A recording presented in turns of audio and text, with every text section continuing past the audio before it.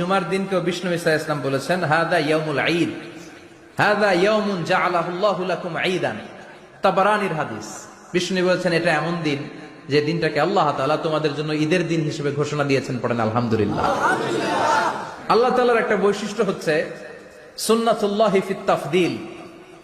এক এক জিনিসের উপর আল্লাহ এক এক জিনিসকে বৈশিষ্ট্যমণ্ডিত করেন, মর্যাদা দান করেন। ফাদ্দালা জামানান আলা জামান কামা ফাদ্দালা মাকানান আলা মাকান, ইনসানান আলা ইনসান। আল্লাহ ব্যক্তির উপর ব্যক্তিকে প্রাধান্য দেন, আল্লাহ সময়ের উপর সময়কে প্রাধান্য দেন, আল্লাহ স্থানের উপর স্থানকে প্রাধান্য দেন। এটা আল্লাহর সুন্নাত। এটা আল্লাহর কি সুন্নাতুল্লাহি ফিত তাফদীল। ফাদ্দালা জামানান আলা জামান কামা ফাদ্দালা মাকানান আলা মাকান, ইনসানান আলা ইনসান। পৃথিবীর সব মানুষগুলো একরকম নয়, এক মর্যাদার নয়, আবার লক্ষাধিক